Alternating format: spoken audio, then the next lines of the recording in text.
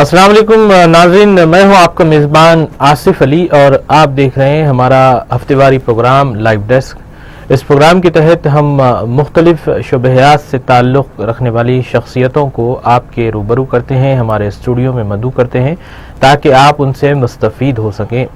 नाज़रीन, हमने ताहाल कई ऐसी शख्सियतों को यहाँ मदऊ किया है जिन्होंने आपके न सिर्फ ये कि सवालात के जवाबात दिए हैं बल्कि ऐसी रहनुमाई की है जिससे जो है आपकी मदद भी हो सके। आज हमने जिस शख्सियत को मदऊ किया है वो जो है तारुफ के मोहताज नहीं है, चाहे वो क़ानूनी हल्क़े हों या फिर मीडिया के हल्क़े हों। जी हाँ, मेरी मुराद एडवोकेट सैयद ए सलीम से हैं जो हाई कोर्ट के एडवोकेट हैं। इलाहाबादी इंसानी हुकूक़ कमीशन में जो है आप ऐसे अफराद की रहनुमाई करते हैं जो जुल्म और सितम का शिकार रहते हैं। आइए नाज़रीन, हम खैर मक़दम करते हैं एडवोकेट सैयद ए सलीम। अस्सलाम वालेकुम। अस्सलाम वालेकुम वरहमतुल्लाहि वबरकातुहू।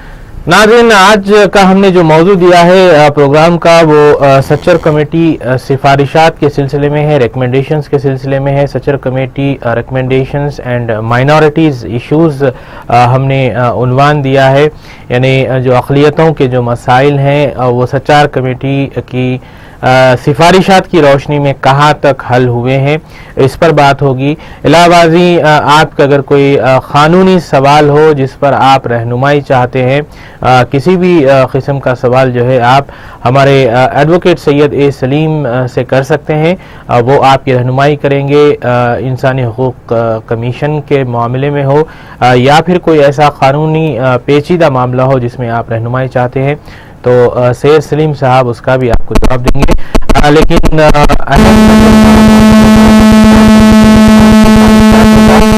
इस पर अमल आदमी हुई है हुकूमत की जानिब से, अब वो कितने फीसद हुई है ये जो है वो होगा, हम देखेंगे। वकील साहब, सबसे पहला सवाल मैं आपसे पूछना चाहूँगा कि सच्चर कमेटी जो बनाई गई थी ये बनाने का यानी तश्कील देने का मकसद क्या था? 2005 में पीएम ऑफिस से एक नोटिफिकेशन निकला था सच्चर कमेटी के लिए। एक हाई लेवल कमेटी फॉर्म करके जो है मुस्लिम माइनॉरिटीज़ के सोशल, इकोनॉमिकल और एजुकेशन स्टेटस बताने के लिए जो है ना एक कमेटी बनाने के इसमें जो है ना एक नोटिफिकेशन निकला था। और ये सच्चर कमेटी सिर्फ मुस्लिम्स के लिए ही था। मुस्लिम्स के जो है ना सोशल और इकोनॉमिकल और एजुकेशनल बैकग्राउंड क्या है, उनके लिए क्या करना चाहिए, अपलिफ्टमेंट के लिए क्या करना चाहिए, उनका स्टेटस क्या है सोसाइटी में, उनका एजुकेशन लेवल क्या है और उनका लाइवलीहुड क्या है, किस तरह लोग मतलब किस इलाकों में रह रहे हैं ये लोग सोसाइटी में और किस कंडीशंस में रह रहे हैं, वो पूरा पता करने के लिए कमेटी बिठाई गई 7 मेंबर्स के साथ, जिसके चेयरपर्सन थे राजेंद्र सच्चर।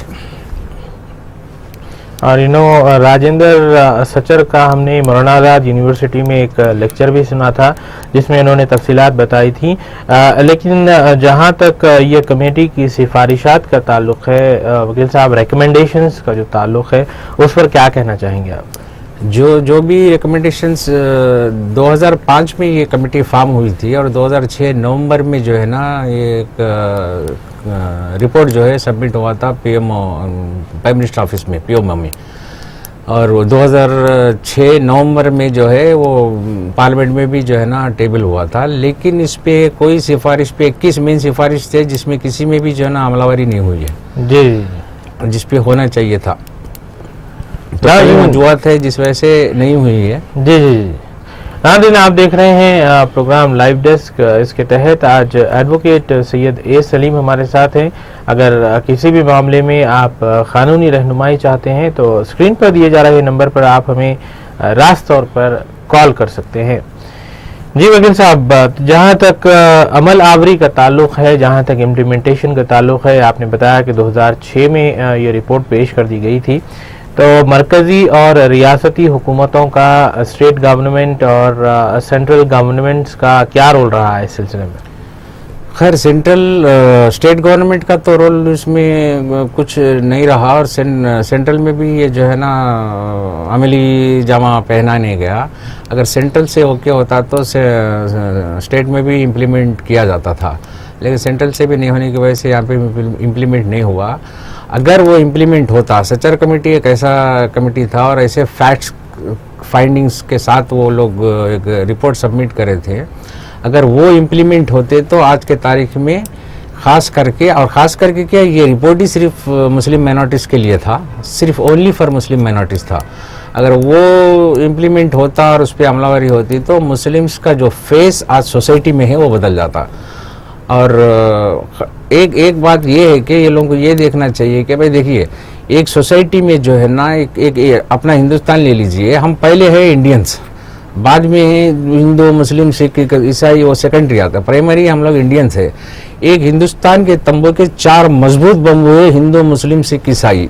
इसमें कोई भी एक तंबू भी कमजोर रहा तो वो जो हिंदुस्तान नाम का तंबू उस तरह मजबूती से, उस तरह फकर से खड़ा नहीं होता। तो जो अक़लियतें हैं, इनको अगर आप मजबूत करेंगे, इनको आप डेवलप करेंगे, तो आप साइमल्टेनियसली आप कंट्री को डेवलप कर रहे हैं आप। तो अगर ये सचार कमेटी रिपोर्ट अगर इम्प्लीमेंटेशन होता सही तरह, तो मुस्लिम अक़लियत जो है ना बहुत आगे बढ़ते थे, जो साइमल्टेनियसली मुल्क के लिए भी फ़ायदा होता था और डेवलपमेंट जो है ना कंट्री का भी होता था। नाज़रीन, आप देख रहे हैं प्रोग्राम लाइव डेस्क। आप हमें स्क्रीन पर दिए जा रहे नंबर पर सवाल कर सकते हैं और कानूनी रहनुमाई आप हासिल कर सकते हैं। मौजू और उन्वान दिया गया है सचर कमेटी के सिफारिशात और इन पर अमल आवरी के ताल्लुक से जो है बात हो रही है। कॉलर हमारे साथ हैं, देखते हैं कौन और कहां से। अस्सलाम वालेकुम। अस्सलाम वालेकुम। अस्सलाम वालेकुम जी, कौन साहब और कहां से? वालेकुम सलाम जी, मैं सैयद हामिद हुसैन जाफरी बात कर रहा हूँ सर। जी हामिद सर। और सलीम साहब, और आपने आज का मौजू बड़ा अच्छा रखा है। जी शुक्रिया साहब। पिछले 4-5 रोज से जो है ना तमाम अक़लियतों में जो है ना जी यही जो है सो बात पाई जा रही है मौजूदा इलेक्शन में। और मुसलसिल अभी आपने देखे जमीयतुल उलमा वाले और कल यूनाइटेड फ्रंट वाले और तमाम लोग सियासी कायदीन से यही बोल रहे हैं, खुसूस यूपीए गवर्नमेंट से कि सच्चर कमेटी की रिपोर्ट पर अमल करने की काम शुरू किया जाए। और जहाँ तक जो तो 15% का जो वज़ीर आज़म का प्रोग्राम था वो तो जो तो हमारे आंध्र प्रदेश में तो क्या किसी रियासत में भी अमल ही नहीं हुआ। उसकी वजह ये कि उसमें जो है तो हमारे कलेक्टर जो है तो उसके चेयरपर्सन होते हैं और मुसलमानों की फलाह बहबूदी के लिए जो 15% का प्रोग्राम है उसको बार बार हर साल हर इलेक्शन में लाया जाता है, लेकिन अमल नहीं होता। लेकिन इस मरतबा अच्छी नुमाइंदगी हो रही है। शायद अगर जो तो मौजूदा आने वाले 14 इंतखाबात के बाद रियासत में जो है तो कोई नई जो है तो अगर हुकूमत आएगी तो उस वक्त शायद हमारे ये सच्चर कमेटी और साथ ही साथ जो है 15% प्राइम मिनिस्टर की जो प्रोग्राम है उस पर अमल होगा। सलीम साहब, बहुत अरसे के बाद फिर आपसे मुलाकात हुई। शुक्रिया साहब के साथ शुक्रिया हामिद साहब कॉल करने के लिए। जी वकील साहब, हामिद हुसैन जाफरी साहब जो रुकन है माइनॉरिटी कमीशन यानी अक़लियती मालियाती कॉरपोरेशन, माफ़ी चाहूँगा, अक़लियती मालियाती कॉरपोरेशन के ये रुकन है और हमारा प्रोग्राम जो है ये जी रेगुलर हमारे व्यूवर हैं।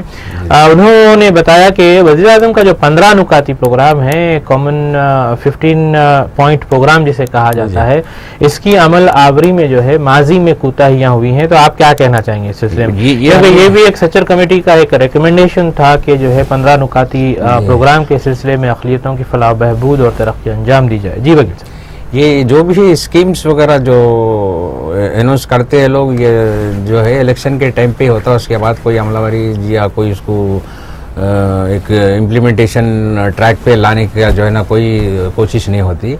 स्टेक होल्डर्स इन्वॉल्व हो जाते हैं इसमें। इसी तरह जो है ना इलेक्शन के बाद सब हर कोई भूल जाता है।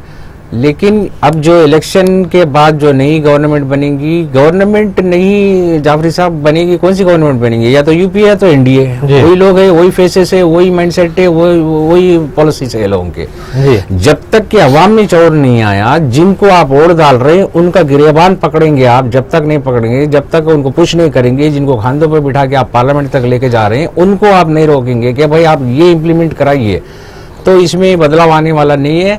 ना कोई गवर्नमेंट नहीं आके आपके कोई कमेटी ये नहीं करे, चाहे कोई पॉलिसी से आप बताते कि हम ये 15% छोड़े, दूसरी भी वो राज्य योजना, फलाना योजना, वो ये जो करते हैं लोग, इनके लिए जो फंड्स आते हैं वो कहाँ से आते हैं? आपका मेरा पैसा होता है वो। तो अपना पैसा, अपना टैक्स लेके या फकर से बोलते हैं भाई हम लोग ने ये स्कीम इंट्रोड्यूस किया हुआ है आपके लिए, बताओ कैसा है। यानी कि एक आदमी के हाथ पैर काट के आप उसकी एक बिरयानी बनाएंगे और उसका एक सूप बनाएंगे, उसके गले पे खड़े होकर बोलेंगे कि भाई हमने ये किया है, है और बताओ क्या टेस्ट में है, ये टेस्ट कैसा है इसका। जी। यानी कि मेरा खून, मेरा पसीना, मेरा पैसा लेके आए, एक डिश बना के आप बोल रहे हैं कि भाई बताइए इसका टेस्ट कैसा है। आपका एहसान क्या है उसमें, आप करें क्या है आप। लेकिन जहाँ तक ये देखा गया है वकील साहब, हुकूमतों की जानिब से जो स्कीमात शुरू की जाती हैं वो भी एक अहम कारनामा होता है। उसके जो दूसरे मराहिल होते हैं, इम्प्लीमेंटेशन का जहाँ तक ताल्लुक़ है, अमल आवरी का जहाँ तक ताल्लुक़ है, होता ये है कि नीचे के जो अफसरान होते हैं या फिर यूँ कहिए कि बीच के जो अफसरान होते हैं वो उस पर अमल आवरी नहीं कर पाते। तो क्या इसमें हुकूमत दोषी करार पाती है या फिर वो अहदेदार दोषी करार पाते हैं? कौन दोषी करार पाते हैं? अव्वलिन दर्जे पे जो है ना हुक्मरान है, उसके बाद ब्यूरोक्रेसी भी है, पॉलिटिशियन भी है, ब्यूरोक्रेसी भी है, और हुकूमत जो है इंस्ट्रक्ट करने वाली हुकूमत है। हुकूमत को वो जो है ना फॉलो करना है, इंस्ट्रक्शन जो भी है, जो भी है वो लोग को जो है ना फॉलो करना है। अगर नहीं कर रहे आप, एक्शन ले सकते हैं आप। ये ब्लेम गेम खेलना कि भाई हम लोग तो पास कर रहे हैं, ब्यूरोक्रेसी इसको अमल नहीं कर रही है, ये गलत बात है। ये नाज़रीन, आप देख रहे हैं प्रोग्राम लाइव डेस्क। इसके तहत आज एडवोकेट सैयद ए सलीम हमारे साथ हैं। किसी भी किस्म की आप क़ानूनी रहनुमाई चाहते हैं, कोई आपका ऐसा सवाल है जो पेचीदा मसला रखता है, तो आप फ़ोन उठाइए और स्क्रीन पर दिए जा रहे नंबर पर कॉल करिए। एडवोकेट सैयद ए सलीम आपकी रहनुमाई करेंगे। हम आपको ये भी बता दें कि इंसानी हुकूक़ कमीशन, ह्यूमन राइट्स कमीशन में आप ऐसे अफराद की नुमाइंदगी करते हैं जो किसी न किसी तरीके से जुल्म व सितम का शिकार हुए हों। और अगर इस सिलसिले में भी आपका कोई सवाल है तो आप रास्त तौर पर वकील साहब से कर सकते हैं। एक कॉल भी हमारे साथ है, देखते हैं कौन और कहाँ से। अस्सलाम वालेकुम। हेलो। अस्सलाम वालेकुम। हेलो, अस्सलाम वालेकुम। वालेकुम सलाम। क्या पूछना चाहेंगे मोहतरमा? हेलो, हम लोग हेलो जी। हेलो, मैं नामपल्ली से बात कर रही हूँ। जी जी जी। हम लोग 1 लाख की चिट्ठी डाले थे जी एक औरत पैसे नहीं दे रही, हम लोगों को साल भर से फिरा रही। जी। इसके लिए कुछ कानून है क्या?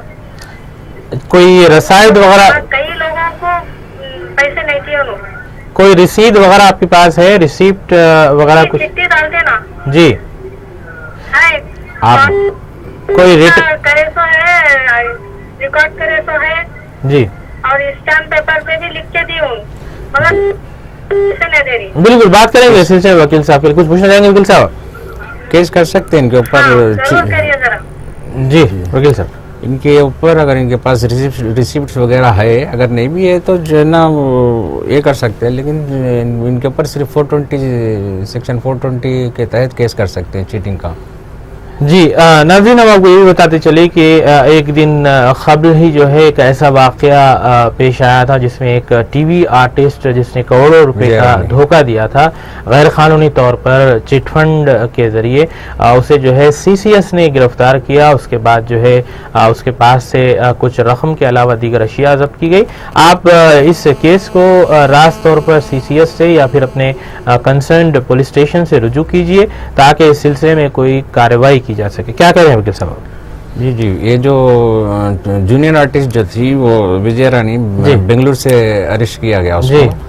तो वो भी इसी तरह चिट फंड का कारोबार कर रही थी, लेकिन असल में क्या हुआ उसके साथ कुछ सैड स्टोरी भी हो गई। जी। जिस तरह उन्होंने जिन्होंने चीट उठा लिया है, उन्होंने वो लोग चंद लोग हैं जो पैसा वापस नहीं करे, जिस तरह इंस्टॉलमेंट बना रहा था महीने में।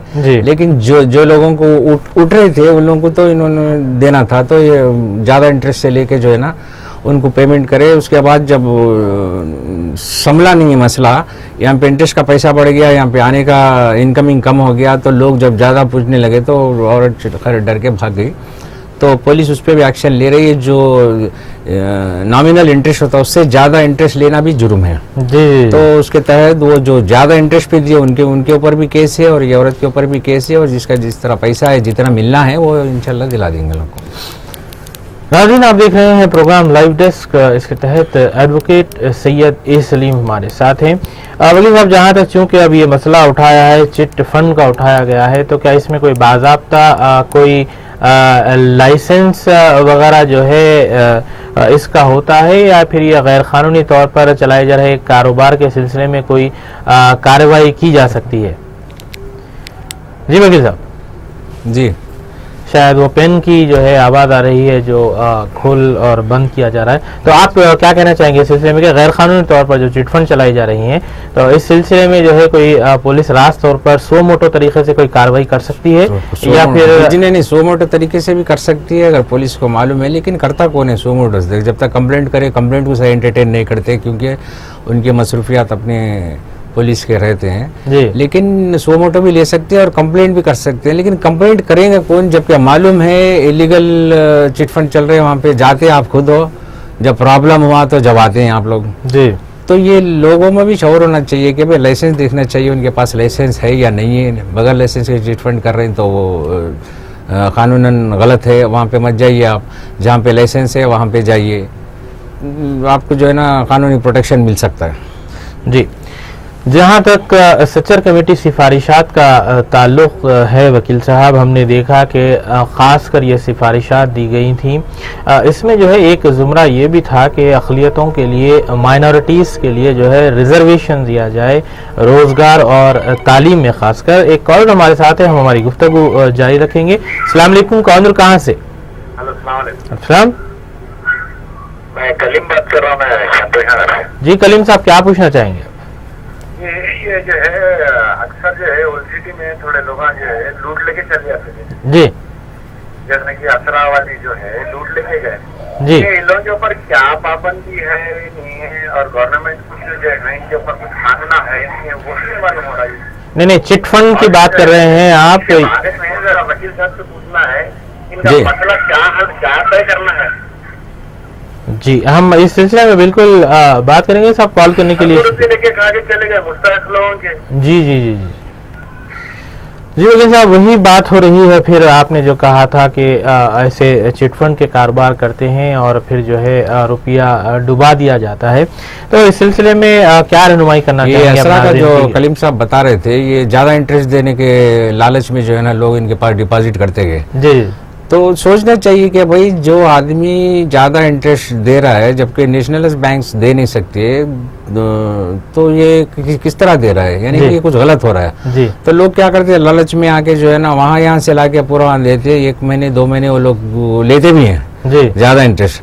तो उस वक्त नहीं बोलते कि भाई ये जो ज्यादा इंटरेस्ट देना, ज्यादा इंटरेस्ट लेना जी, ये दो भी जुर्म है जी। तो लेते वक्त तो लोग को बोलते नहीं, जब जिस तरह डूब जाते, जब हर तरह से लूट के जब भाग जाता आदमी, उस वक्त चीखना पुकारना शुरू करते। खैर वो हुआ भी तो धोखा है, उसके बाद केस चल रहा था असरा वालों का जी। उसी तरह जो भी है कानून से बचेगा तो नहीं है, केस होता है उसके ऊपर कानूनन कार्रवाई होती है, और जितना पैसा है उतना तो नहीं मिलेगा, जो खर्चा हो जो भी है जिस हिसाब से उसके असेट्स रहेंगे और लिक्विड कैश रहेगा, उसमें उसको जितने लोग हैं उसमें उनमें तकसीम किया जाएगा। जी जी जी। नाज़रीन, आप देख रहे हैं प्रोग्राम लाइव डेस्क। सैयद ए सलीम एडवोकेट हमारे साथ हैं इस वक्त। हम बात कर रहे थे वकील साहब सच्चर कमेटी सिफारिशात के सिलसिले में तहफ़्फ़ुज़ात का जो मसला है, माइनॉरिटीज़ को जो रिजर्वेशंस का मसला है, उसमें जो है ये एक रिकमेंडेशन था कि 15% तक आप रिजर्वेशन, हुकूमत जो है अक़लियतों को तहफ़्फ़ुज़ात दे सकती है, रिजर्वेशन दे सकती है। लेकिन हम दूसरा इसका पहलू अगर देखें तो हमारे क़ानून में जो गुंजाइश मुक़र्रर की गई है, यानी दस्तूर की रौ से जो गुंजाइश मुक़र्रर की गई है, वो 50% से ज़्यादा रिजर्वेशन नहीं दिए जा सकते। इस पर हम ज़रूर बात करेंगे। एक कॉलर हमारे साथ है। अस्सलाम वालेकुम, कौन और कहाँ से? अस्सलाम, क्या पूछना चाहेंगे आप? जी साहब, हज में लोन के लिए अब तक होता मालूम करने का था। हज हाउस में लोन के लिए लोन के लिए जी, यानी आप माइनॉरिटी इसमें किए थे। ठीक है, कॉल करने के लिए शुक्रिया जी साहब। ये लोन से मैं जहाँ तक समझता हूँ ये इस वजह से रुके हुए क्योंकि इलेक्शन कोड लगा हुआ है। आप क्या समझते हैं? जी जी, वो इलेक्शन कोड की वजह से रुका हुआ है वो लोन जो भी है जी। और रही 15% की बात, ये जो है माइनॉरिटी सच्चर कमेटी सिर्फ बनी है मुस्लिम माइनॉरिटीज के लिए, ठीक है। माइनॉरिटीज में सिख भी है और ईसाई भी है, फारसी भी है, वो है। लेकिन ये जो सच्चर कमेटी सिर्फ बनी है मुसलमानों के लिए जी। जो 15% की जो रही बात, वो जो है ना एक कमेटी सिफारिश कर सकती है, जो पास नहीं कर सकती है। तो पीएमओ को इन्होंने एक सिफारिश पास किया गया 15% का जो है ना होना चाहिए, ताकि इसमें जो है ना अपलिफ्टमेंट मिल सके इनको जी। तो अगर उसको वो सिफारिश को अगर ये लोग मान लिए और उसको अमल करना है तो एक स्पेशल ऑर्डिनेंस पार्लियामेंट में पास कराना है जी। जब तक अगर स्पेशल ऑर्डिनेंस पास नहीं होता ये नहीं हो सकता, क्योंकि 50% का जो है ना, जिस तरह आप आंध्र प्रदेश में 5% देके फिर 1% वापस खींच लेना पड़ा जी। तो उस तरह के प्रॉब्लम्स अराइज होते हैं। इसके तहत आज हम सचर कमेटी रिकमेंडेशंस पर बात कर रहे हैं और इसका जो इम्प्लीमेंटेशन हुआ है मरकजी और रियासती हुकूमतों की जानिब से ये कहाँ तक हुआ है, किस हद तक कामयाब हुआ है, इस पर बात हो रही थी। जी साहब, हम बात कर रहे थे 15% तहफ़्फ़ुज़ात देने के ताल्लुक से जो सिफारिश की गई है ये जो है अमलन अगर देखा जाए तो नामुमकिन सा नज़र आता है। ताहम आंध्र प्रदेश हुकूमत ने 4% रिजर्वेशन या तहफ़्फ़ुज़ात का ऐलान किया था और ये केस भी कोर्ट में ज़ेरे दौरा है। तो अगर इसको बढ़ाना है, यानी हमारे दस्तूर की रौ से 50% से ज़ायद रिजर्वेशन या फिर तहफ़्फ़ुज़ात नहीं दिए जा सकते, अगर इसको बढ़ाना है तो इसकी क्या सूरत हो सकती है? इस रिजर्वेशन को अगर बढ़ाना है, 50% से ज़्यादा करना है तो आप स्टेट लेवल में नहीं, सेंट्रल लेवल में स्पेशल ऑर्डिनेंस पास कराना पड़ता है पार्लियामेंट में। जब तक कि अगर वो नहीं हुआ, ये 15% भी नहीं कर सकते। जो 4% 5% का आंध्र प्रदेश का जो लटका हुआ है वो भी इसी तरह लटका हुआ रहेगा। जी जी। तो 50% को जगह अगर आप बढ़ाएंगे तो ये उसमें इंक्लूड कर सकते हैं आप। जब तक वो नहीं बढ़ेगा, इसको इतने में डिवाइड करना है तो ये मुमकिन नहीं हो सकता ये। जी। और जहाँ तक 15 नुकाती वज़ीर-ए-आज़म प्रोग्राम का जो सिफारिश है, ये कहाँ तक इसकी जो है मुख्तलिफ रियासतों में, हाल ही में एक सर्वे रिपोर्ट आई थी जिसमें बताया गया था कि गुजरात समेत जो है कई ऐसी रियासतें हैं जहाँ पर वज़ीर-ए-आज़म 15 नुकाती प्रोग्राम जो है बिल्कुल इसकी अमल आवरी नहीं हो पाई है। जहाँ तक आंध्र प्रदेश का ताल्लुक़ है या फिर दीगर कुछ और रियासतों का ताल्लुक़ है, यहाँ पर कुछ हद तक काम हुआ है। आप क्या समझते हैं? कुछ हद तक क्यों हो सकता है, वही तो बता रहा हूँ कि कुछ हद तक क्यों हो सकता है, पूरी तरह नहीं हो सकता कहीं भी।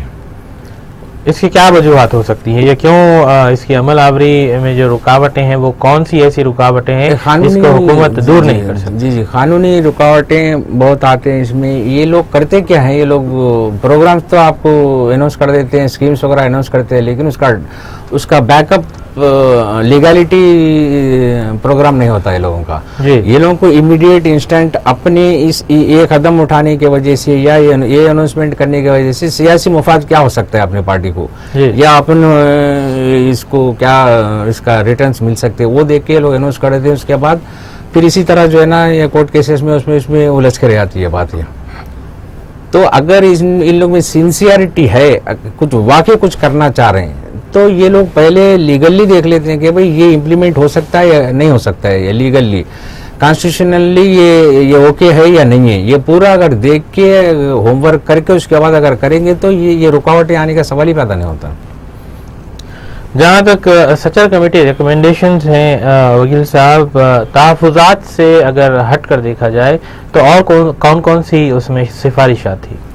सचर कमेटी में तो पूरे सिफारिशात जितने भी है, जो बहुत अच्छी सिफारिश है और जो है ना एकदम फेयर इन्वेस्टिगेट किया गया था और बहुत मेहनत किया गया था इस पे।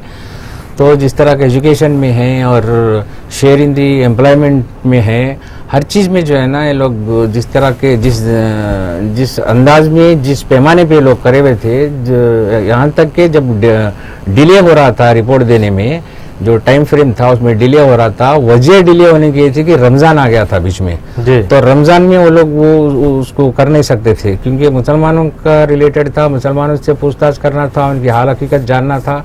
तो उसके लिए रुक के फिर ये लोग एक्सटेंशन लेके जो है ना करे हुए थे।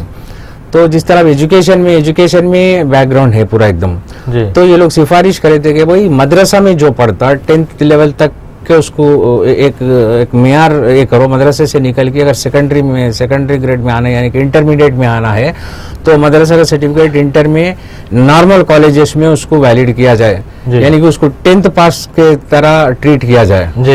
और जो है मदरसा में से जो निकलता, जिस तरह आलिम है फाजिल जो सर्टिफिकेट लेके निकलते हैं, उसको डिग्री की जो है ना स्टेटस दिया जाए, जिससे वो सर्टिफिकेट लेके अगर आप बीकॉम, बीए, बीएससी कुछ भी करके आप डिफेंस में, सिविल्स में, बैंकिंग में आप जॉब्स के लिए जाते हैं, तो ये डिग्रीज भी वो सेम इक्वालिटी लेके आने की भी सिफारिश करें, लेकिन कहीं भी कुछ भी नहीं हुआ उसका भी। और जहाँ तक ये तो तालीम का मसला था, तालीम से हटके जो है रोजगार में किस किस्म की सिफारिशात की? रोजगार में भी वो सिफारिश ये करे कि भाई जिस तरह भी देखो, जिस तरह के काम हम लोग कर रहे हैं, यानी कि मुसलमान जो कर रहे हैं, क्योंकि ये कमेटी सिर्फ मुसलमानों की बनी है, तो वो लोग जो ये करे हुए, तो उसमें ये बताया गया कि भाई जितने और काम्स है, जैसे मैकेनिक है, पंचर डालने वाला है, ये पूरे जो मुसलमान ज्यादा कर रहे हैं, क्योंकि तालीम नहीं है वो लोगों को। और अच्छा, और एक बात क्या है, लोग और एक भी एक ये लोग के फाइंडिंग्स में और भी एक डबल बर्डन में जी रहा है मुसलमान हिंदुस्तान का। एक तो उसको जो है ना एंटी नेशनल का ट्रीटमेंट मिलता है इंडिया में, मुसलमान बोलते ही दाढ़ी है, टोपी है, वो है, उसको एंटी नेशनल मिल रहा है। ये सच्चार कमेटी बताई हुई फाइंडिंग्स है, फैक्ट्स है। तो जो है ना, दूसरी बात, जब कोई अगर गवर्नमेंट या कोई पार्टी उनके इसके लिए कुछ करने जाएंगे, तो दूसरे जो है ना स्टेक होल्डर्स इन्वॉल्व हो जाते हैं, वो जो पसंद नहीं करते ये काम मुसलमानों के लिए फायदा होगा तो ये करना, इसको रोकना चाहिए। वो लोग बोलते हैं भाई ये अपीजमेंट हो रहा है, यानी कि मुसलमानों को खुश करने के लिए कर रहे हैं, यानी कि कुछ होने भी नहीं देते लोगों के लिए और इस तरह भी जीने नहीं देते कि भाई एंटी नेशनल है लोग। ये दो डबल बर्डन से जी रहे हैं, ये भी ब्याज जो है ना दूर करना चाहिए। ये जो कॉन्स्टिट्यूशनल राइट्स जो है, जो फंडामेंटल राइट्स है, जो ह्यूमन राइट्स है, वो वायोलेशन हो रहा है।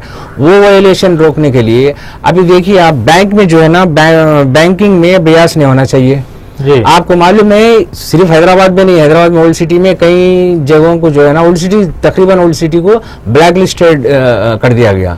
आप लोन के लिए अप्लाई करेंगे, आपके एरिया देख के सॉरी बोल के वापस कर दे, क्योंकि आप ब्लैक लिस्टेड है। वो कानूनन जुर्म है, करना नहीं चाहिए, लोगों को नहीं पता है।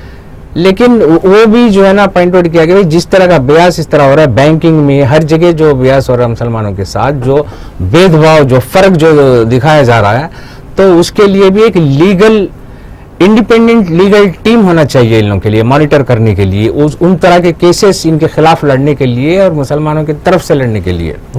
ये भी सिफारिश किया गया है। और नौकरियों में जो है ना, सही इनका शेयर जितना परसेंटेज है, अभी 14% है।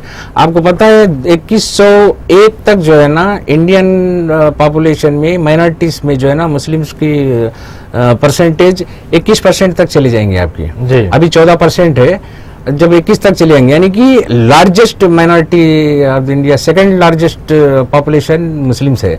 उसके बावजूद भी हम लोग जो है ना बहुत पस्ता हालत में है और जो बहुत बैकवर्ड है। तो ये जो सिफारिशें जो किए गई, अगर इनको आप इम्प्लीमेंट करेंगे, इनको थोड़ा आगे बढ़ाएंगे, तो आप जो है ना आगे बढ़ सकते हैं। नाज़रीन, आप देख रहे हैं प्रोग्राम लाइव डेस्क। इसके तहत आज एडवोकेट सैयद ए सलीम हमारे साथ हैं। वकील साहब, हम आपसे एक सवाल ये करना चाहेंगे कि हालिया अरसे में सचर कमेटी रिकमेंडेशंस को लेके, सिफारिशात को लेके मरकजी वज़ीर दाखिला सुशील कुमार शिंदे ने एक मकतूब लिखा था तमाम रियासती हुकूमतों को कि मुसलमानों की गिरफ्तारियों के मामले में एहतियात की जाए, पहले अपने तौर पर तमाम तर तहकीक़ात की जाएँ, उसके बाद उन्हें गिरफ्तार किया जाए। तो क्या ये भी एक सिफारिश थी सचर कमेटी रिकमेंडेशंस की, जिसमें मुसलमानों को हिरासा करने की बात कही गई थी, चाहे वो पुलिस की जानिब से हो, SIT की जानिब से हो, CCS की जानिब से हो, किसी भी सिलसिले की जानिब से हो? क्या ऐसी कोई सिफारिश इसमें मौजूद थी? जी हाँ, ये सिफारिश थी कि भाई जब भी कुछ भी ऐसा वाक़या होता, ब्लास्ट का या टेररिज्म का वाक़या होता, तो इसमें मुसलमान बच्चों को अरेस्ट किया जाता, हरासा किया जाता, परेशान किया जाता, और बाद में केस चलता, उसके बाद मालूम होता कि भाई वो लोग इनोसेंट्स थे। वैसे वाक़या हैदराबाद में भी हुए और हिंदुस्तान भर में हो रही है। ये सचर कमेटी में भी कहा गया और शिंदे साहब होम मिनिस्टर जो है ना, उसी के हवाला देते हुए हर स्टेट को एक ये भेजा था कि भाई इस तरह मत करो। तो वो सिफारिश में थी और वो ये जो हो रहा है ये, और एक जो है ना ये हो भी इसलिए रहा कि भाई जिस वक्त कुछ तो भी ऐसा वाक़या होता, होते पुलिस पे इतना प्रेशर भी आ जाता है जी कि भाई अभी तक अरेस्ट नहीं करे, ये पुलिस ना आए, पुलिस कर क्या रही है। जिस तरह के पुलिस हर एक सिटीजन के साथ एक पुलिस खड़ा नहीं होता, हर एक दुकान के साथ एक पुलिस टीम खड़ी नहीं होती। होते ऐसे वाक्य, गिव देम सम स्पेस, थोड़ा टाइम दीजिए उनको, इन्वेस्टिगेट करने दीजिए। ये जो अननेसेसरी जो प्रेशर बढ़ भी जाता पुलिस वालों की, अगर मैं थोड़ी तायद करूं और थोड़ा सपोर्ट करें, उनके बात करूं, तो ये अननेसेसरी प्रेशर उन पर डालने की वजह से वो लोग क्या करते हैं, भाई लाओ किसी को पकड़ के लाओ, केस तो बुक कर दो, लेके आते हैं और आपके मीडिया वाले भी बताते हैं भाई अरेस्ट हो गया, ये फलाना था, ये ऐसा था, इसको वहां से अरेस्ट करे, इन्हें ये खूब बोल लिया, वो कर दिया, मीडिया में भी उछाल देते उसको। पुलिस वाले सुकून में आते हैं और 5 साल 10 साल केस चलता है, उसके बाद बाइज्जत भरी होता है, उसके बाद वो जो भरी होता है वो मीडिया में भी नहीं देते। तो इस तरह जो ना पुलिस पे अननेसेसरी प्रेशर नहीं होना चाहिए। कोई वाकया हुआ, सबर, इंतजार करें, उनको इन्वेस्टिगेट करने दीजिए, पकड़ने दीजिए। ये जो इनोसेंट्स को जो अरेस्ट कर रहे हैं, जो हरासा कर रहे हैं, नहीं होता। लेकिन जो इनोसेंट्स को अरेस्ट कर रहे हैं, तो किसी मजहब के इनोसेंट को भी अरेस्ट कर सकते हैं, लेकिन ये लोग अगर वैसा कोई वाकया हो तो पहले मुस्लिम्स को अरेस्ट करते हैं, जिसका जिक्र सचार कमेटी में भी किया है, जिसका हवाले के साथ शिंदे साहब दिए हुए हैं। इसके तदारुक के लिए क्या इक़दामात की बात कही गई थी, यानी ऐसे वाक़यात को रोकने में हमने माजी में देखा है कि किसी भी रियासत में कोई बम धमाका होता है या कोई ऐसा वाक़या होता है, फौरी तौर पर जो है पुलिस, और मैं ये कहूँगा कि पुलिस से पहले हमारे जो कौमी चैनल्स है वो हरकत में आ जाते हैं और किसी न किसी मुस्लिम तंजीम या फिर मुसलमानों से इसको जोड़ दिया जाता है, फिर दाढ़ी वाली तस्वीर जो है शाया की जाती है। तो ये जो तमाम वाक़यात है वकील साहब, क्या इसके तदारुक के लिए जो है कोई ऐसी सिफारिश थी, कोई ऐसा रिकमेंडेशन था जिस पर जो है हुकूमत को काम करना था? तो था ना, इसका रिकमेंडेशन यही तो था कि भाई इस तरह के जो हरकतें हैं ये नहीं करना चाहिए। खैर मीडिया का तो उसमें जिक्र नहीं किया गया, पुलिस का जिक्र किया गया, भाई जिस तरह इनोसेंट को अरेस्ट करते हो करना नहीं चाहिए। मुसलमान यूथ को जो हरासा किया जाता जब बम ब्लास्ट हुआ तो वो नहीं करना चाहिए। यहाँ तक कि आम आदमी पार्टी के केजरीवाल साहब ने भी कहा कि भाई दिल्ली में कभी भी कुछ भी ब्लास्ट होता तो जितने मुसलमान यूथ है, बच्चे है, वो अपने घरों को वापस लौट जाते हैं, किसी भी काम पे बाहर हो, और उनके घर वाले दुआ मांगते रहते हैं बच्चा हमारे घर को वापस आ जाए। घर पे खटका हुआ तो डर रहता है उनको भी कोई पुलिस वाला ना आए, किसी को लेके ना जाए। और दिल्ली में कहीं हुआ तो उन्होंने चैलेंज किया था कि मेरी गवर्नमेंट आने के बाद देखूंगा कोई किसी इनोसेंट मुस्लिम को कोई पुलिस वाला किस तरह अरेस्ट करता। तो इस तरह दिल्ली कैपिटल, इंडियन कैपिटल में हो रहा है ये, तो ये हर जगह ये हो रहा है। तो इसके लिए मना किया गया, इसकी सिफारिश किया गया, इसको रोको। सचार कमेटी ने यही कहा कि भाई इसको रोको कि जो इनोसेंट मुस्लिम यूथ को जो अरेस्ट कर रहे हैं उन चीज को बंद किया जाए। नाज़रीन, आप देख रहे हैं प्रोग्राम लाइव डेस्क। आप भी इस प्रोग्राम का हिस्सा बन सकते हैं। फ़ोन उठाइए और कॉल करिए। स्क्रीन पर एक नंबर दिया जा रहा है, रास्त तौर पर आप कॉल करते हुए किसी भी किस्म की कानूनी रहनुमाई हासिल कर सकते हैं। इलाहाबादी राजेंद्र सच्चर कमेटी सिफारिशात के बारे में अगर आपका कोई सवाल है तो वो भी जो है रास्त तौर पर एडवोकेट सैयद ए सलीम से किया जा सकता है। जी वकील साहब, जहाँ तक इसकी अमलावरी का ताल्लुक है मुल्क भर में या फिर मुख्तलिफ रियासतों में, आप क्या समझते हैं कि कितने % जो है इसके रिकमेंडेशंस का इम्प्लीमेंटेशन हुआ है, कितने % जो है ये रिकमेंडेशंस की अमल आवरी हुई है आपके अपने पर्सनल नज़रिए में, और हुकूमत क्या बताती है? अमलावरी तो 1% भी नहीं हुआ इसका जी। अब अमलावरी होना है, अगर 10% भी हुआ तो बहुत काफ़ी है। जितने 21 रिकमेंडेशंस में 5 मेन रिकमेंडेशंस है जिनको मैंने भी नोट किया और शायद वो लोग भी पॉइंट आउट करें जो रिकमेंडेशन दिए। कौन से है वो 5 पॉइंट? जो है ना, एजुकेशन का एक है और वक्फ बोर्ड का एक है, औकाफ का जो है, मुस्लिम्स के ये जो हालात सुधारने के लिए जिस तरह के प्रोग्राम्स उन्होंने रिकमेंड किया हुआ है सचर कमेटी, उसके लिए सालाना 500 करोड़ का खर्चा है जी। तो गवर्नमेंट को लोग ये सिफारिश किया हुआ है भाई ये 500 करोड़ अगर आप सालाना करेंगे, 5 साल का प्रोग्राम रखें आप, तो हिंदुस्तान के मुसलमान का फेस जो है ना दुनिया भर में चेंज हो जाएगा। हिंदुस्तान का मुसलमान जो है ना कहाँ से कहाँ पहुँच जाएगा। बिल्कुल, हम इससे बात करेंगे। ये 5 जो पॉइंट्स आपने बताए। कॉलर हमारे साथ है। अस्सलाम वालेकुम। अस्सलाम वालेकुम।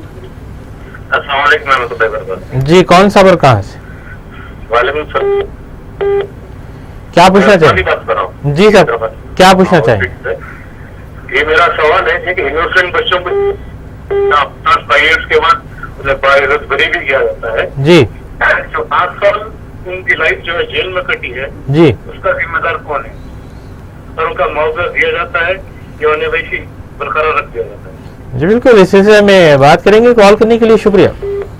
जी वकील साहब, काफ़ी अच्छा सवाल है कि कुछ ऐसे लड़कों को माखूज किया जाता है जो बेकसूर होते हैं, उन पर केस चलता है। आपने जैसा बताया कि 5-10 साल के बाद वो जो है वो बरी हो जाते हैं, लेकिन इस बीच में जो उनका कैरियर तबाह होता है, जो उनकी पर्सनल लाइफ तबाह होती है, जो उनकी प्रोफेशनल लाइफ तबाह होती है, तो क्या इस सिलसिले में कोई कंपनसेशन की जो बात कही गई है? एक मिसाल हमारे पास यहाँ पर मौजूद है कि हैदराबाद की असम्बली में कायद मुक़न्निना अकबरुद्दीन ओवैसी जो मजलिस इत्तेहादुल मुस्लिमीन से ताल्लुक़ रखते हैं, उन्होंने इस सिलसिले में आवाज़ उठाई थी। राजशेखर रेड्डी हुकूमत में, बाद किरण कुमार रेड्डी हुकूमत में भी इसको उठाया गया और वहाँ पर जो है मुसलमानों के मासूम बच्चों के लिए जो है इनोसेंट साबित हुए थे, उनके लिए कंपनसेशन का ऐलान किया गया। ये और बात है कि उसके खिलाफ जो है फिर केस दायर किया गया अदालत में जो ज़ेर दौरा है। लेकिन ये मुआवजे का जो ताल्लुक है, सचर कमेटी सिफारिशात कोई ऐसा पॉइंट देती है, कोई ऐसा रिकमेंडेशन देती है जिसमें कहा जाए कि जो है इनोसेंट मुस्लिम यूथ, यानी जो बेकसूर पाए गए हैं, जो बाइज्जत बरी हुए हैं केसेस से, उनको जो है कोई मुआवजा दिया जाए? नहीं, मुआवजे के लिए तो सदर कमेटी से कोई रिकमेंडेशन नहीं था, लेकिन ये कानूनी हक है। अगर आपके साथ ज़्यादा ज्यादती हुई है, कानूनन किसी तरह की ज्यादती हुई है, तो आप कंपनसेशन क्लेम कर सकते हैं कोर्ट में। तो जिस तरह का अकबर साहब ने किया था, किसी बच्चे को 3 लाख या किसी को 2.5 लाख, किसी को कुछ ऐसा मिले हुए थे, तो फिर कोई एडवोकेट ने फिर उस पर पिटीशन डाल के उस पर कुछ स्टे वगैरह लिया हुआ है, केस चल रहा है, लेकिन उसमें होगा कुछ भी नहीं है। जी बिल्कुल, बात करेंगे हम। एक और हमारे साथ हैं इस वक्त। अस्सलाम वालेकुम। लेकिन ये जो कंपनसेशन आपको मिलेगा सिर्फ मॉनेटरी कंपनसेशन। जी, मेरा कहना ये है कि भाई ये इस तरह देखो, नॉट ओनली फॉर मुस्लिम्स, कोई भी इनोसेंट यूथ को अरेस्ट नहीं करना चाहिए, कोई भी इनोसेंट सिटीजन को अरेस्ट नहीं करना चाहिए, किसी इनोसेंट इंसान को या औरत या मर्द को अरेस्ट नहीं करना चाहिए, जिसके नतायज में जो है ना उनके पूरा एंटायर खानदान तबाह हो जा रहा है जी, उनका कैरियर खराब हो रहा है, उनके सोसाइटी में उनकी बदनामी हो रही है। 5 साल 10 साल के बाद जब अगर वो मालूम भी हुए इनोसेंट हुए, तो उनका जब तक तो लाइफ खत्म हो चुका है। जी, तो ये जो कंपनसेशन आपको मिलेगा, लड़के कंपनसेशन ले सकते हैं, पैसा मिलेगा, तो वो टाइम पे पैसा आके फायदा भी नहीं है। लेकिन जो मेंटल जो लॉस हुआ है, मेंटल जो इगोनी से जो गुजरे हैं, उसको तो कंपनसेट नहीं कर सकते। बिल्कुल। एक कॉलर हमारे साथ है। अस्सलाम वालेकुम। कॉलर कहाँ से? अस्सलाम, क्या पूछना चाहेंगे? अपने टेलीविजन की आवाज थोड़ी कम कर लें आप।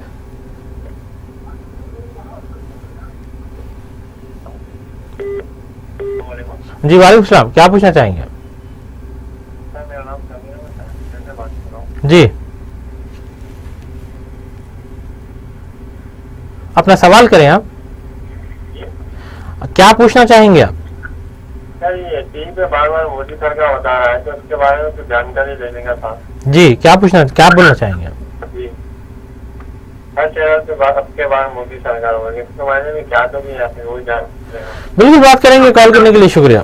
जी वकील साहब, ये जो है एडवर्टाइजमेंट्स की बात कर रहे हैं जो मुख्तलिफ कौमी चैनल्स पर चल रहे हैं, तो उस सिलसिले में आप क्या कहना चाहेंगे? एडवर्टाइजमेंट पॉलिसी ये सियासी पार्टियों का हक है कि वो जो है एडवर्टाइज कर सकते हैं, अपनी तशहीर कर सकते हैं? नहीं कर सकते, सियासी पार्टियों का हक है, वो तो एडवर्टाइजमेंट तो कर सकते हैं, और चैनल को रोकना भी नहीं चाहिए। चैनल जो भी है अपना बिजनेस है वो जी, और जो भी है, जिस तरह इलेक्शन कोड ऑफ कंडक्ट है, जब तक कर सकते हैं आप, इसमें कोई रुकावट नहीं है। जी बिल्कुल। जहाँ तक इश्तिहारात का ताल्लुक़ है, तशहीर का ताल्लुक़ है, एक लिमिट रखी गई है, एक हद रखी गई है इलेक्शन कमीशन की निगरानी में।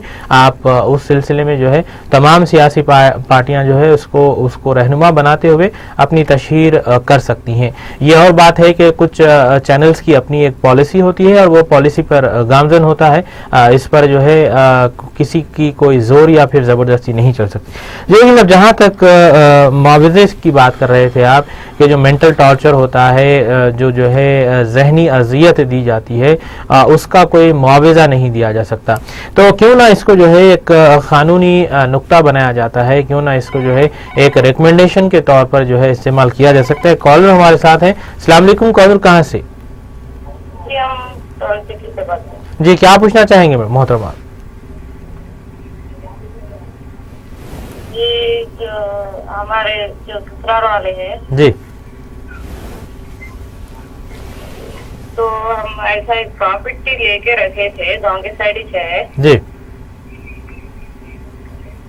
तो अपने नाम से कर लिए जी क्या मतलब हमारे शहर लेके रख लिए थे, तो लड़के भिजा दिए हमको, जी। तो भिजा दिए तो अब अपने नाम से कर लिए, तो क्या करना? कौन कर लिए ये अपने नाम पे? आपके खुसर कर चुके हैं? हमारे साथ करिए। अच्छा, आपकी सास कर लिए। तो इससे पहले किसके नाम पे थी ये प्रॉपर्टी? जी, इससे पहले जो हमारे शहर जिसके नाम से लिए थे वही ब्रोकर के नाम से, मतलब रिश्तेदारी में ले लिए थे, जी तो उनके नाम से ही था, बाद में कर लेंगे बोलते चुपे, तो सिर्फ जाके कर लिया, क्या करना फिर? बिल्कुल, बात करेंगे इस सिलसिले में वकील साहब से कि क्या रहनुमाई हो सकती है। वकील साहब, कुछ सवाल करना चाहेंगे आप इनसे? चलिए, ये रजिस्ट्री है या नोटरी पे है? ये रजिस्ट्री है या फिर ये नोटरी पे डॉक्यूमेंट है आपके पास? जी नहीं, क्या बोले तो इन्होंने अपने वालदा के ऊपर भरोसा करके उनके ही हाथ पे छोड़ दी पेपर, जी तो हमको बिल्कुल बात करेंगे इस सिलसिले में वकील साहब। जी, अगर ये रजिस्ट्री नोटरी पे है तो भी कर सकते हैं। अगर रजिस्ट्री पे भी रहा तो अगर इनके शोहर जब तक नहीं चाहिए इनके सास पे केस नहीं कर सकते। इस तरह के बता रहे हैं कि इनको लड़के निकाल दिए हैं, पर पहले ये नहीं पता कि तलाक हो गया या नहीं हुआ, नहीं मालूम, या लड़के अलग हुए हुए हैं, ये भी नहीं मालूम। दूसरी बात जो है, ये अगर रजिस्ट्री हो गई उनके वालदा के नाम पे, क्योंकि पहले जिसके नाम पे उसी के नाम पे थी, भरोसे पे लिए हम लोग, उसके बाद डायरेक्टली सास के नाम पे हो गई, तो इसमें आप कुछ नहीं कर सकते। अगर केस करके ये प्रूफ कर सके भाई सास के पास पैसा इतना नहीं था जो ये खरीद सके, ये पैसा जो है ना ये हमारे शोहर का है और शोहर ने किया और गुड फेथ पे वालदा के ऊपर था, तो उन्होंने अपने नाम पे कर लिए या इन्होंने खुद किया हुआ है, तो ये प्रूफ कर लिए तो हो सकता है। लेकिन जिस तरह के हालात ये बता रहे हैं कि भाई शोहर लड़के भेज दिए, तो उनके शोहर तो उनका साथ नहीं देंगे और इन्हें कुछ नहीं कर सकते केस में। नाज़रीन, आप देख रहे हैं प्रोग्राम लाइव डेस्क। सैयद ए सलीम हमारे साथ हैं, मुख्तलिफ सवालात आ रहे हैं। वकील साहब, आखिरी सवाल जो मैं आपसे करना चाहूँगा, ये सच्चर कमेटी सिफारिशात के ताल्लुक से वाज़ेह तौर पर अभी तो इंतख़ाबात होने वाले हैं, हुकूमत किसकी बनेगी ये अभी कहना क़ब्ल अज़ वक्त होगा, लेकिन जो भी हुकूमतें आएंगी रियासत में और या फिर सेंट्रल में, तो हुकूमत को किस ताल्लुक से जो है कैसे आगे बढ़ना चाहिए सच्चर सिफारिशात को लेकर, और मुस्लिम कम्युनिटी को अपलिफ्ट करने के लिए, ख़ासकर अक़लियतों को अपलिफ्ट करने के लिए क्या इक़दाम करने चाहिए आपकी नज़र में? जो भी हुकूमत आए, हुकूमत को अगर करना चाह रही है मुस्लिम्स के लिए और करना ज़रूरी है मुस्लिम्स के लिए, और हर बैकवर्ड जो भी कम्युनिटी है, दलित है, एससी है, एसटी है, मुस्लिम्स है, क्रिश्चियंस है, सिख है, ईसाई है, इन लोगों के लिए, सबके लिए करना चाहिए। जब तक ये लोगों के लिए कुछ भी नहीं करे आप मुल्क को डेवलप नहीं कर सकते। तो ये लोगों के लिए जो करना है, अगर मुस्लिम्स के लिए, मुस्लिम्स की बात आई है, मुस्लिम माइनॉरिटीज़ के लिए, तो इनके लिए ये गाइडलाइंस की तरह अगर आप सच्चर कमेटी के रिपोर्ट को लेंगे, उनके जो है ना रिकमेंडेशंस को फॉलो करेंगे, तो पूरा मुस्लिम का चेहरा ही नहीं, हिंदुस्तान का चेहरा दुनिया इंटरनेशनल स्टैंडर्ड्स में बदल जाएगा।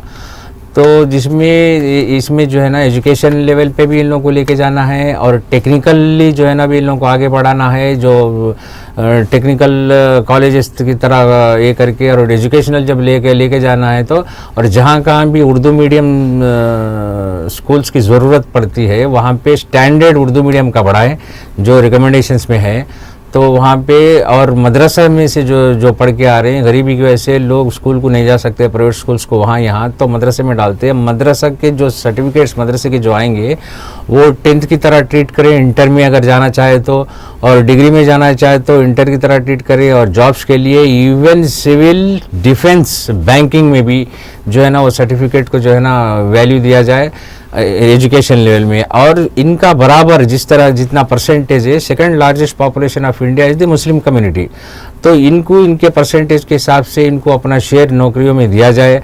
और जो कॉन्फ्रेंसेस होते हैं, बैंकिंग के कॉन्फ्रेंसेस होते हैं, बिजनेस कॉन्फ्रेंसेस होते हैं, तो मुस्लिम्स में जो पढ़े लिखे नौजवान हैं उनकी शिरकत तलब किया जाए, उनको बिठाया जाए वो कॉन्फ्रेंसेस में, उनको ताकि नॉलेज हो।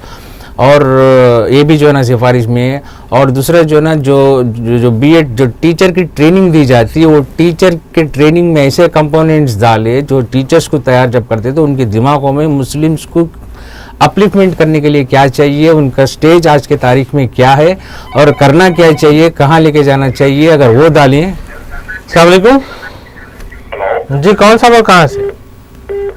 मेरा जमीन जो है साहब, मैं वॉलंटरी रिटायरमेंट हुआ था। रिटायरमेंट होने के बाद ये शेरलिंगम जी वहाँ पर जो है मैं 97 में जमीन लिया समय जी 600 का जमीन लिया। जी 600 का जमीन में साहब वो गवर्नमेंट लैंड बोल के जो हालांकि लिंक डॉक्यूमेंट है साहब मैं जी मेरे पास।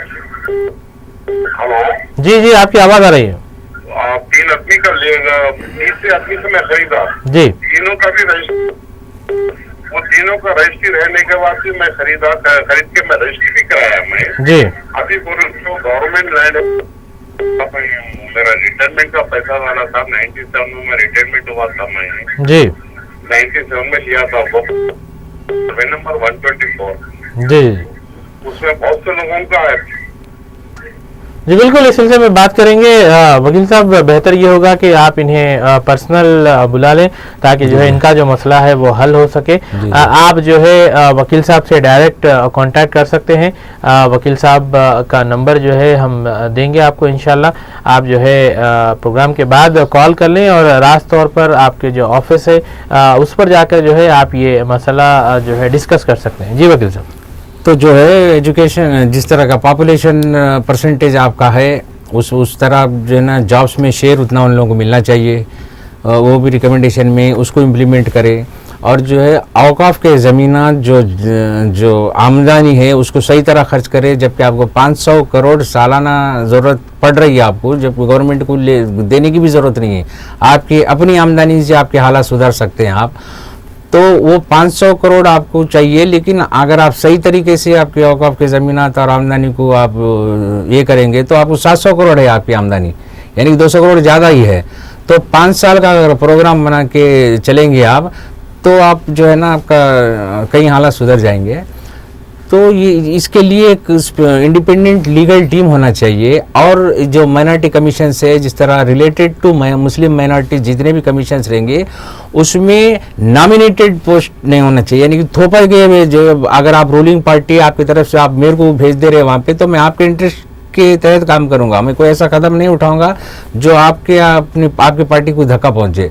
तो होता यही आ रहा है। तो वहाँ पे जो ना इंडिपेंडेंट इलेक्शन टाइप होके वहाँ पे अगर कैंडिडेट्स को चुनेंगे, चेयरमैन को चुनेंगे, हर जगह को करेंगे आप, तो वो इंडिपेंडेंट फैसले ले सकते हैं जिसका जो है ना फ़ायदा कम्युनिटी को हो सकता है। तो ये भी सिफारिश में किया गया है। तो ये जो चंद सिफारिश है, जो 4-5 सिफारिश जो मेन है, ये अगर ये कर लेंगे तो आप जो है ना मुस्लिम कम्युनिटी को बहुत फ़ायदा पहुँचाएंगे और साइमल्टेनियसली आप मुल्क को भी फ़ायदा पहुँचाएंगे। नाज़रीन, आप देख रहे थे प्रोग्राम लाइव डेस्क। इसके तहत आज हमने मदऊ किया था एडवोकेट सैयद सलीम को राजेंद्र सच्चर कमेटी सिफारिशात के बारे में काफ़ी सैर बहस हासिल की हमने। वकील साहब ने इसके सिफारिशात पर रोशनी डाली और हुकूमत की जानिब से कहाँ तक अमल आवरी हो पा रही है उस पर रोशनी डाली और क्या किया जाना चाहिए इस पर भी उन्होंने काफ़ी तफसीली रोशनी डाली। हम उन तमाम कॉलर्स के मशकूर व ममनून हैं जिन्होंने हमें कॉल किया और ऐसे कॉलर से मौजूद ख्वाह हैं जिनका कॉल हम किसी न किसी वजह से नहीं ले सके हों। प्रोग्राम से अख्ताम से कबल हम उन तमाम शख्सियतों का शुक्रिया अदा करना चाहेंगे जिन्होंने पर्दे के पीछे रहते हुए इस प्रोग्राम को मुमकिन हद तक कामयाब बनाया है, जिसमें ख़ास तौर पर हमारे ऑपरेशंस मैनेजर मोहम्मद इब्राहिम जो यहाँ पर मौजूद नहीं है, मोहम्मद आरिफ जो है PCR इंचार्ज है वो भी इस वक्त यहाँ पर मौजूद नहीं है, लेकिन पर्दे के पीछे से कुछ ऐसे काम होते हैं जो करने पड़ते हैं। अलावा जो हमारे टेक्निकल इंजीनियर जो हमारे साथ है इस वक्त मोहम्मद उवैस और मोहम्मद ताहिर, हम उनके भी मशकूर हैं कि उन्होंने प्रोग्राम की पेशकशी में हमें भरपूर ताउन पेश किया। लास्ट बट नॉट लीस्ट हम जो है शुक्रिया अदा करना चाहेंगे एडवोकेट सैयद सलीम का कि अपनी गुनागो मसरूफियात के बावजूद उन्होंने हमें वक्त दिया। नाज़रीन, फिर एक शख्सियत के साथ हम फिर हाजिर होंगे अगले हफ्ते, यही वक्त होगा, यही चैनल होगा और इंशाअल्लाह हम ये उम्मीद रखते हैं कि आपका आने वाला हफ्ता जो है वो अच्छा जाएगा। अस्सलाम वालेकुम, शुक्रिया सर।